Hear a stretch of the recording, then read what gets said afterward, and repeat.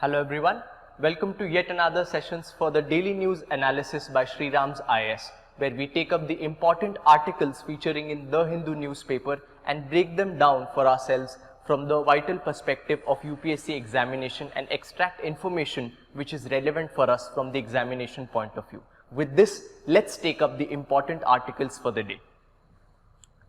The important articles which appear in the Delhi edition of the Hindu newspaper dated 10th June are on your screen. Let's take up the first article for the day. The first article which appears in the newspaper is related with the Rajya Sabha election, which reads the battlefield for the upcoming Rajya Sabha elections. Now, 57 seats for the Rajya Sabha were up for election, out of which 41 have been the candidates on 41 seats have been elected unopposed, but 16 seats are yet to be filled, and those elections for the 16 seats are now going to be held. So, in that context, the elections of Rajya Sabha becomes important for us to be studied from the GS2 perspective. So, this is the static portion for polity, where we link it to the static portion and study as to what exactly is the Rajya Sabha as a body and how important part is how the elections of the Rajya Sabha are conducted. So, let's look at these vital points for the Rajya Sabha. Now, what do we mean by Rajya Sabha? The Rajya Sabha, which is also called the Council of States, initially is also called the upper house of the parliament, is modelled after the House of Lords in United Kingdom. Why the upper house? Is it situated on the first floor or something? Right? That's not the case. The Rajya Sabha is called the upper house because the Lok Sabha, which is also called the lower house, is called the House of the People, and the Rajya Sabha, wherein Rajya also means states, is known as the Council of States, this second body was envisaged so that the states which make up the union also get a representation in the center, and their role is also appreciated in framing the laws for the country. So that becomes the role for Rajya Sabha in the law making process of the country. So that is the constitution of Rajya Sabha, and according to Article 80 of the constitution, which talks about the composition of Rajya Sabha as to how many seats there are going to be in the Rajya Sabha. So total seats or total members of the house are 245, including 233 elected members. These members will be elected via the election process, which we'll look at right now, and 12 members are nominated members. But when we say nominated, who nominates them? They are nominated by the President of India. The nominated members of the Rajya Sabha are nominated by the President of India in the field of art, literature, science and social service. So when we see people from these fields in the Rajya Sabha, they are generally among the 12 nominated members by the President. And the important part is these 245 members are distributed, the seats are distributed according to the states, and depending on the population of the state, the size of the state, each different state has different number of seats allotted to them. So therefore, the number of Rajya Sabha members a state can send depends on its population. Hence, the number of elected seats changes as states are merged, bifurcated, or new ones are created. So this is the important factor, where if you have to give representation by a state to a center, so the number of seats which the state has or the members it can send to the Rajya Sabha differs on the basis of their population and size. So now, talking about the chairman, the vice president is the ex officio chairperson of the Rajya Sabha. So he is the person who presides over Rajya Sabha, right? Presently, Honorable Venkaiah Naidu is the vice president, and the deputy chairman, who in the absence of vice president will take care of the day-to-day affairs, who is elected amongst the house members, takes care of the day-to-day matters of the house in the absence of the chairman. So this is with respect to the chairmanship of the Rajya Sabha. Now coming to the tenure of members. When we talk about tenure of members, the member of parliaments or the members who get selected into Rajya Sabha, who are also known as the member of parliament, get elected and have a tenure of 6 years, right? This differs from the tenure of member of parliaments of Lok Sabha, who have the tenure of 5 years. And why do they have a tenure of 6 years? Because the elections of 1/3 seats are held every 2 years. This means that 1/3 members out of those 245 members retire every 2 years, and therefore elections for these 1/3 members happen every 2 years. This means that at all times there are some members always present in the seats of Rajya Sabha, which means that the Rajya Sabha is a permanent body and it does not get dissolved. This is a major point of difference with Lok Sabha, where Lok Sabha can be dissolved but the Rajya Sabha cannot be dissolved, and it is a permanent body. Why? Because we can see that it's a rotating body where 1/3 members are retiring every 2 years and the elections are happening simultaneously, and the 2/3 members will always be present. So according to section 154 of the Representation of People's Act, a member has chosen to fill casual vacancy will serve for the remainder of his predecessor's term of office. So if there is a member who has come to fill his predecessor, whatever time is remaining of the tenure, he or she will serve only that much period of time. This we talked about, that it being a permanent house, the Rajya Sabha meets in continuous sessions, and unlike the Lok Sabha is not subjected to dissolution.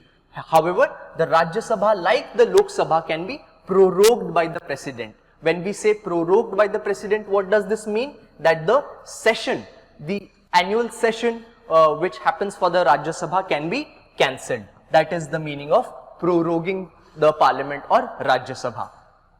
Now we come to the process of election. How do members of Rajya Sabha get elected? Is this a form of direct election? So this is the first point which we need to understand with respect to Rajya Sabha election, that it is a method of indirect election.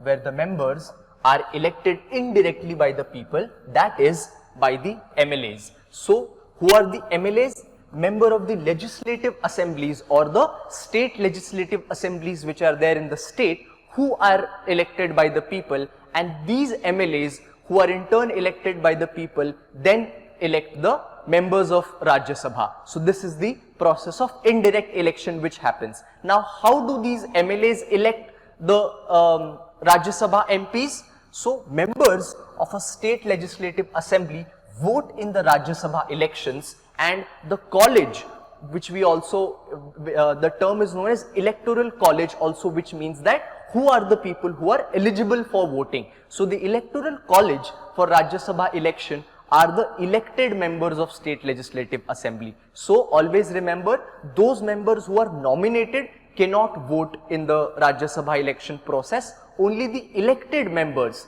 are forming the electoral college, or they are the people who vote for the Rajya Sabha elections. So the MLAs of the state legislative assembly vote in the Rajya Sabha election in proportional representation with the single transferable vote system, which means that each MLA's vote is counted only once. So this is the system where each MLA has one vote, but the system of vote is a little different, where let's say that in a election of one Rajya Sabha seat, there are 5 contestants.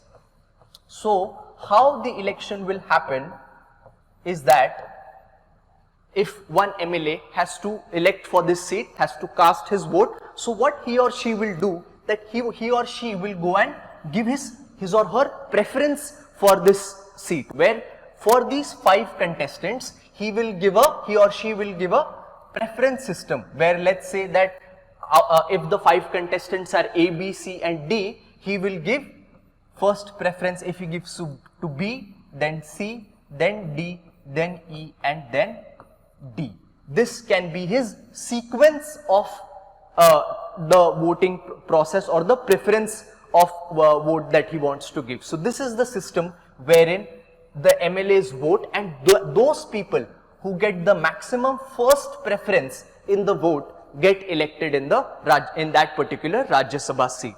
So therefore, to win a Rajya Sabha seat, a candidate should get a required number of votes, and that number is counted or found using a formula, a very simple formula, not necessarily to be remembered exactly, but just to be referenced with, where the required vote is equals to total number of votes upon the number of Rajya Sabha seats in that state plus 1 and plus 1 of the whole of the sum together. This is the formula for calculating the vote.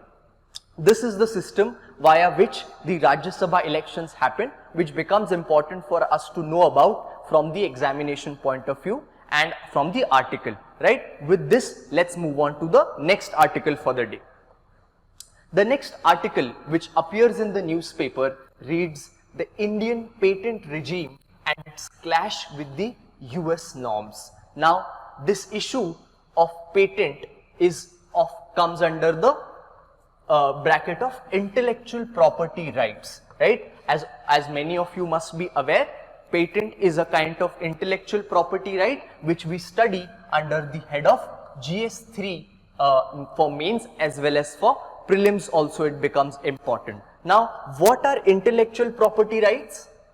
We have general property rights. I have a land, I have a title over it, and I have a right over that property. So what is an intellectual property?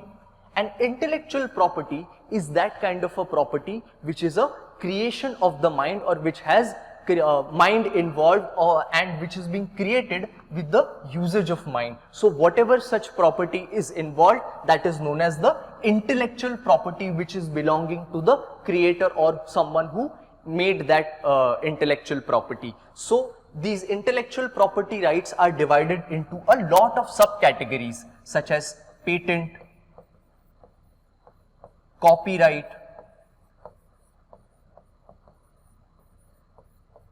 trademark. These are different types of intellectual property rights which are given in different circumstances to the maker or holder of that intellectual property. So the focus of our discussion in this article is about a patent.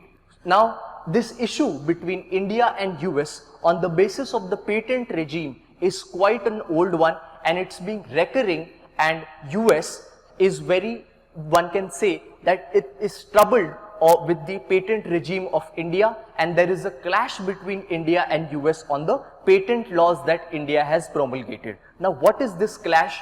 What is US saying? What is the problem US is having? Is there any solution which India has tried to come up with? What are India's stands? Has India done anything for it? We'll look at this. Now, let's first try to understand what is US's issue with the India's patent regime. So, US prepares a report known as US Special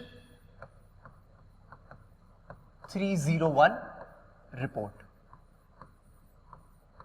Now, in this report, US analyzes the different, apart from its country, other different countries' intellectual property regime, and it analyzes whether these countries' property rights regime, intellectual property rights regime, are favorable for international trade, especially with US's perspective, and if they are not favorable, it puts those countries into a list known as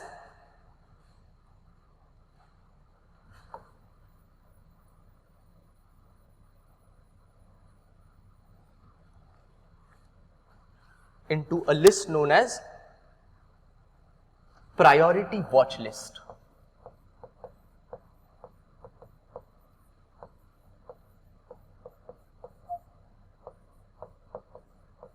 Or watch list. These are the two lists where if the US report thinks or finds out based on its whatever research methodology it uses that this particular country's intellectual property regime is not favorable for US or the international trade, it puts that country into the priority watch list or watch list. So currently, along with some other countries, US has put India into the priority watch list, through which it tries to say that the patent regime in India is not favorable for US and it encounters a lot of problems.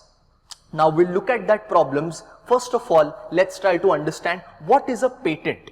A patent is nothing but, let's say that it's an exclusive set of rights given to someone who has invented a product which can solve a problem, which is an idea which is new and novel, and it is solving some problem. So that the right given for the protection of that person who has invented such a thing, that protection right is known as the patent. Now there are two kinds of patents. One is the product patent and one is a process patent. Product patent can be understood, let's say, with an example of, let's say it's a paracetamol. Now paracetamol is a tablet and it has come out in the form of a final product. So if I patent paracetamol, that is known as a product patent. And if I patent the process through which paracetamol was made, the composition of its medicinal constituents, the whole process of how it's made, that kind of patent is known as process patent. So India shifted from earlier from product patent to process patent. Now, and this rights of patent are governed in India under the law of Indian Patents Act 1970. So India gives the rights of patents to all the creators in the country and of the inventors of patent under the Indian Patents Act. And the controversial position which US has in this patent regime is that US has a lot of problems with this regime, wherein it says that the laws are not much robust, there is less transparency, there is less enforcement, that the creators who come and want their patent to be registered in India face a lot of problems in registering that patent, enforcing that patent, right? All of these problems US cites, and the major problem US has with the patent law is one particular section known as section 3 subclause D of the Act, Indian Patents Act. Now what is this section 3 subclause D? Basically, this is the section which talks about in what case will the patent not be given to the applicant. So there are certain cases which means that which say that in these particular cases, if the criteria for the novelty of the creation is not met, the patent will not be granted. So section 3D says that if someone is not making a new invention and merely just adding a new component to an already patented product and just adding onto the process, the important thing to also consider is that when the patent is granted, it is granted, the protection right is granted for a specific period of time. So in India, it is granted for 20 years. Now once 20 years have passed, the patent lapses and all the technology that he or she was using goes out in the open. So in order to lengthen this, a lot of people try to just tweak one or two components of their invention and then reapply for the patent to lengthen the time period. This is what is intended to be removed under section 3D, which tries to not reward these mere tweaks in the invention and says that under those circumstances patents would not be granted. And it is this section that US has a problem with, and India has a justification for keeping this section wherein it says that it wants to keep this section to prevent what is called the evergreening of patents, right? Which we understood, if one just makes mere tweaks in the invention and keeps on lengthening, it amounts to evergreening of patents. This is what the Indian government says that it wants to avoid, right? This is the issue which US is having with India. Now what has India done with respect to this issue? India has taken cognizance of these problems, and apart from justifying the presence of section 3 subclause D, it has also taken certain other measures such as strengthening the robust system of patent regime, also signing the TRIPS system, which is also known as trade related aspects of intellectual property rights, or TRIPS, which is a agreement of intellectual property under the WTO, which it signed in 1996. Then it also set up a parliamentary committee to look into the matters of patent, which also strengthened these provisions, and then it also signed the Doha Declaration on the TRIPS agreement on November 14, 2021, wherein this declaration sort of recognized the concept of compulsory licensing.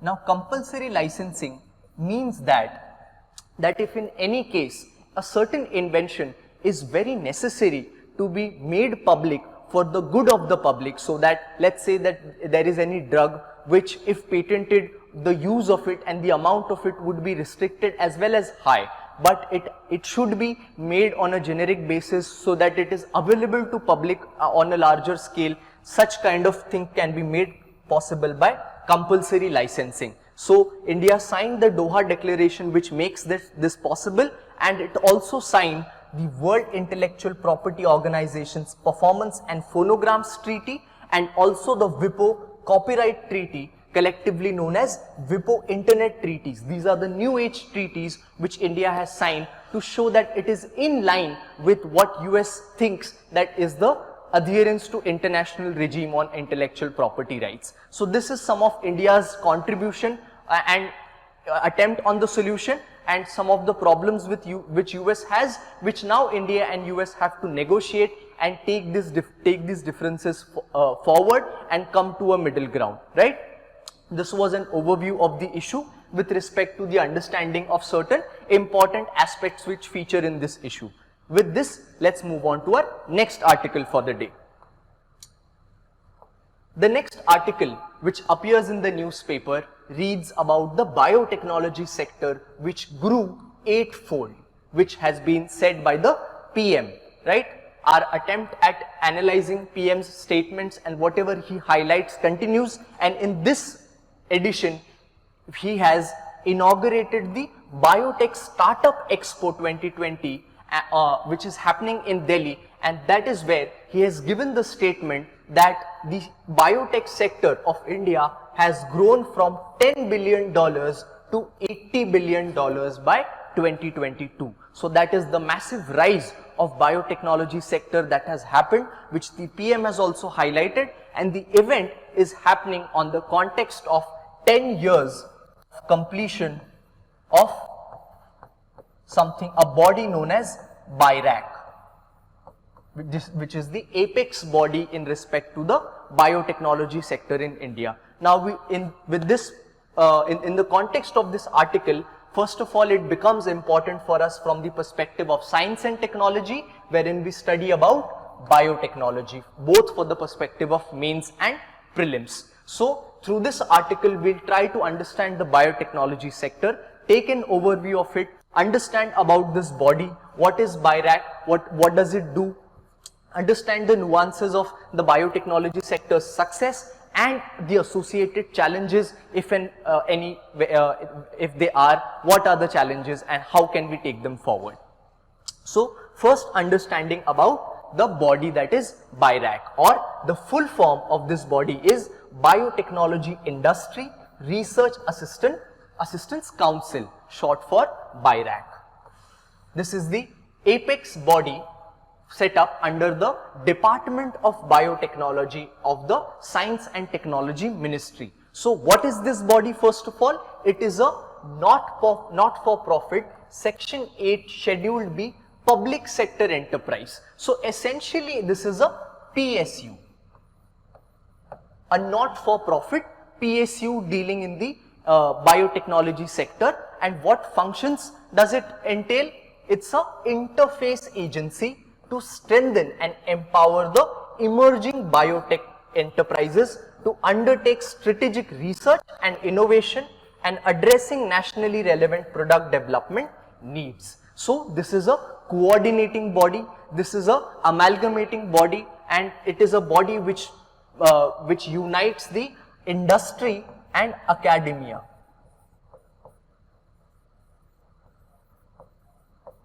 And works with the startups with research and to help them realize their product completion in the biotechnology sector. So once again, BIRAC is a PSU under the Department of Biotechnology, which is a department under the Ministry of Science and Technology, right? So after understanding this body, let's move on to pointers for biotechnology. Now, what is biotechnology? What do we mean by biotechnology? When we say biotechnology, which is made by two words, biology and technology. So it means that harnessing the cellular and biomolecular processes to develop technologies and products that help improve our lives and the health of our planet. So harnessing the powers of biomolecular processes and cellular processes is the central part of biotechnology, and that is why this has far-reaching implications. So it's a multifaceted domain encompassing applications in agriculture, pharmaceuticals, scientific discoveries, etc., and can be broadly divided into 5 major segments, such as biopharma, wherein the pharmaceuticals industry is infused with biotechnology interventions, bioagriculture, bioservices, bioindustrial applications, and bioinformatics. These are the broad segments in which biotechnology has applications, and this is fastly growing in India, wherein currently India accounts for approximately 3% of the global biotech industry, and according to the PM statement, India has now entered into the top 10 biotechnology players of the world. And as we saw, the sector has grown from 1.1 billion in 2023 to now today 80 billion in 2022, and by 2024 it is expected to be a $100 billion industry, and that is where India wants to focus and take this leap forward to achieve this feat. What has been touted as the reasons for India being the land of opportunity in the biotech sector according to PM in this article? So the PM cites 5 reasons for this. First is the diverse population and diverse climatic zones of India, right? What is the role of diverse climatic zones? Because diverse climatic zone give out the diverse conditions under which the research and experiments for this biotechnology interventions and experiments can be done. And second is the talented human capital, right? Third is the ease of doing business. All the biotechnology startups currently, more than 2,000 biotechnology startups have come up and flourishing in India. So the ease of doing business for them in India is the one of the reason for the success. And the rising demand for bioproducts in India, the demand is also rising, and the India's biotech sector's success is also a reason why we are a land of opportunity in the biotechnology sector. So these are the 5 reasons given as to why we are doing well, and also as to how there is much potential in the future. But are there any challenges in this sector as to whatever is happening in this sector? What are any challenges ahead? There are some challenges which we'll take a look at. First of all, one set of challenges are the structural issues. When we say structural issues with respect to the framework of biotechnology, considering that manufacturing in the biopharma sector is a capital incentive, such as investments have to be made suboptimal in India due to limited access to capital and inadequate infrastructure and complex and ever evolving regulatory framework. This means that the capital infused in this biopharma sector as well as the infrastructure is not adequate, it is lacking, and the regulatory framework is very complex, and that is why it is not able to completely achieve its true potential. So this is lacking, and the biotechnology products and solution often require ethical and regulatory clearance, making the process long, expensive and cumbersome. So there obviously, when you alter the biology of a lot of things, there comes ethical concerns and debates and discussion. So that is as well crucial, but it takes time, and also the regulatory clearances make the process long, expensive and cumbersome. Further, since this sector is upcoming and it needs a lot of research, the scientists who are doing the research, the remuneration of these scientists is an issue, where compared to the developed economies and a few institutional research bases have not helped create more jobs in the biotechnology sector, which means that the scientists which are researching in India face an issue of remuneration which is not adequate for them. Then it's a heavily public sector dominated field of the biotechnology. Compared to the developed economies, the biotechnology research in India is mainly funded by the public exchequer. What we saw earlier about the startups existing in the biotech sector is about the manufacturing of the products. But in the sector of research, not much private investment is being done, and majority investment is being done by the public sector in the field of research, which needs to be changed, and private sector and private industries also need to enter the sector of research of biotechnology. And so unless the private sector starts supporting applied research and engages with academic institutions, the innovation in applied and translational biotechnology will be minimal, right? So research always holds key role in furthering the field, and unless and until private industry also invests in it, we won't be able to take a long leap forward. Other challenge is the lack of innovation.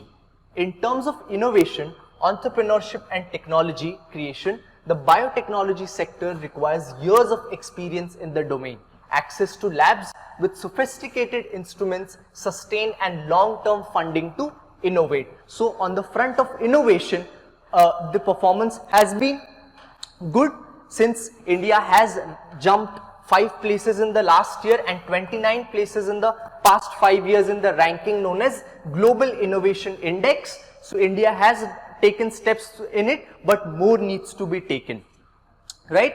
So these are the challenges involved in the biotechnology sector and which need to be taken care of so that we can take larger leaps forward in the biotechnology field. Now let's take the final article for the day, wherein we look at the IIIT Bengaluru is the top Indian varsity, or what is also called a university.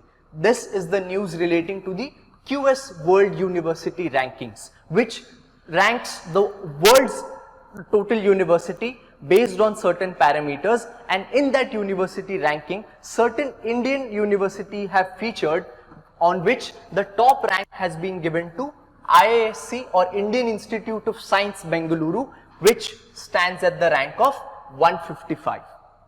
So 155th rank is the top rank which has been acquired by this institute of Indian Institute of Science Bengaluru. And what are the other rankings? So 172 rank is given to IIT Bombay, and at the 174th position stands IIT Delhi, and then IIT Madras and IIT Kanpur. So these are the top rankings which have been bagged by the institutes of India under the QS World Rankings. Now let's learn something about the QS World Rankings. What are these and what parameters do they use? So QS is a leading global career and education network for ambitious professionals looking to further their personal and professional development. So it's a career and education network which takes the survey and releases these rankings. So it develops successfully and successfully implements methods of comparative data collection and analysis used to highlight institutions' strength. So the QS World University Rankings is an annual publication of the university rankings which comprises the global overall and subject rankings. So they use 6 parameters and their weightage is also given. So what are these 6 parameters? First is academic reputation of the institute. Second is the employer reputation. Third is the faculty-student ratio. Fourth is citations per faculty. This is the parameter wherein the Indian Institute of Science has scored a lot of percentage. So 40% is given to the academic reputation, 10% for employer reputation, 20% for faculty-student ratio, 20% again for citations per faculty, and international faculty has been given 5%, and international student ratio also becomes a parameter which has been given 5% weightage. So these are the 6 parameters and their weightages which the QS World Rankings uses to make their index. This was the important information which we can extract from this article, and that's about it.